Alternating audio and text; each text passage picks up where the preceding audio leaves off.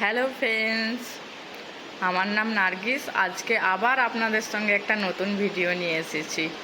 আজকাল তো সবাই জানো ইউটিউবে শুধু মারু আর পমপম, ওর নাম হচ্ছে অনুপম। আমি পার্সোনালি ওর নাম দিয়েছি পমপম।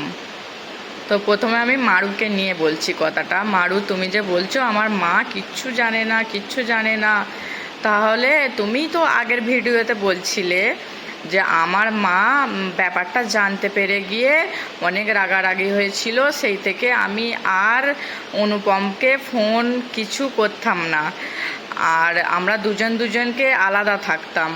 আমরা ফোন কলও বন্ধ করে দিয়েছিলাম। কিন্তু ঠিক আছে, এখন তো আবার তারপরে বলছিলে যে ফোন কল বন্ধ করে দিয়েছিলেন, তো পরে আবার আমরা দুজন দুজনের থাকতে পারিনি, তাই আমরা আবার ফোন কলটা স্টার্ট করেছিলাম, করে আমরা কোড রেজিস্ট্রি করে রেখেছিলাম, তারপর চলে এসেছি। হ্যাঁ, না জানিয়ে মা অফিসে গেছিলো, না জানিয়ে আমরা চলে এসেছি। আচ্ছা ঠিক আছে, তাহলে আবার আগের ভিডিওতে আপনি এই কথাটা বলেছিলেন, তাহলে এবার কে মিথ্যেবাদী হচ্ছে সেটা একটু মারু তুমি ভেবে নিও কিংবা বুঝে নিও। আবার একটা মারু, তুমি বলছো আমার সঙ্গে কাউর কন্ট্যাক্ট নেই, আমি ফোন নম্বর চেঞ্জ করে দিয়েছি। তুমি যদি মারু ফোন নম্বরটা চেঞ্জ করে দাও, তাহলে মারু তুমি বলছো মায়ের খুব অবস্থা খারাপ, মায়ের অবস্থা খারাপ, কাউর সাথে কন্ট্যাক্ট নেই আমার, তাহলে তুমি মায়ের খবরটা কোথা থেকে পাচ্ছ মারু? এইটা ভিউয়ার্সদের ঘরে বলো ভালো করে, নাহলে তো তুমি একদমই মিথ্যাবাদী। তোমার নিজের মুখে দুরকম তিন রকম কথা বেরোচ্ছে, এটা কি মারু? আর আমি পমপমের কথা তো কিছু বলবোই না। পমপম, তুমি যা কালকে সোশ্যাল মিডিয়ার আন্টিগুলোকে আর যত কন্ট্রোভার্সি ছিল, তুমি যা অপমান করেছো, আগে ভাবতাম তুমি একটা খুব ভালো ছেলে, এখন দেখতে পাচ্ছি তুমি তোমার মতো একটা অভদ্র ছেলে আমি কোথাও দেখিনি। হ্যাঁ, তুমি হতে পারে, সবাই বিয়ে শাদি করে, সবাই হিন্দু মুসলমান করে, কিংবা মুসলিম হিন্দুকে করে, কিংবা কিংবা মুসলমান হিন্দুকে করে, সেটা বড় কথা নয়। কিন্তু তুমি ভিউয়ার্সদের পয়সাটা তোমাকে ভালো লাগছে আর ভিউয়ার্সদের কথাটা ভালো লাগে না।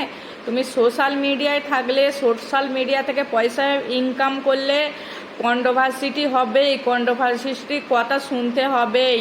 তার জন্য তুমি আন্টিদের ঘরে অপমান করলে কিংবা কন্ট্রোভার্সির সমস্ত লোককে অপমান করলে, সেটা কেউ বরদাস্ত করবে না, কিংবা আমরা নিজেরাই করব না। আর মারু, তোমাকে একটা কথা বলি, এই যে নেমন্তটা কেউ খাওয়ার জন্য করে না। নেমন্তটা হচ্ছে একটা মানুষকে সম্মান করা। আর তুমি যে মারু, হিন্দু ধর্মে গিয়ে আমি কোনো জাত বিচার করছি না, কিন্তু তুমি যে হিন্দু ধর্মকে বিয়ে করেছো সেটা তোমার পার্সোনাল ম্যাটার।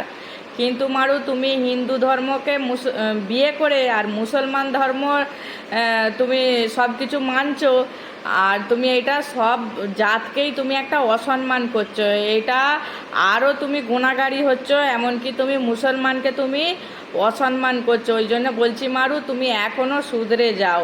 আর কি দুটো তোমরা গিফট পেয়েছো, আর একটা কি শিল্পাদি তোমাকে একটা মিক্সচার দিয়েছে, তাহলে এত হই হই করার কি দরকার আছে আমি বলি?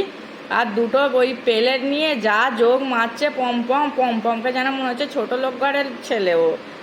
আর হ্যাঁ পমপম, তোমাকে বলি, কাউর মা বাপের শিক্ষার দিকে তুমি আঙুল তুলুনি, আর মা বাপ হচ্ছে তাহলে তোমার বাপ মাও তোমাকে শিক্ষা দেয়নি। আর একটা কথা হচ্ছে পমপম, তুমি এইসব আন্টিদের ঘরে অসম্মান করতে তুমি পারো না, তোমাকে এটা কে অধিকার দিয়েছে? তুমি নিজেই ছোটো লোক ঘরের ছেলে। আর তুমি যদি তোমার যদি বাপ মায়ের যদি ভালো একটা তোমার শিক্ষা থাকতো পমপম, তাহলে তুমি নিশ্চয়ই এইসব কথা কিছু বলতে না আন্টিদের ঘরে কিংবা ভার্সিটিদের ঘরে, তুমি এইসব অপমান করতে পারতে?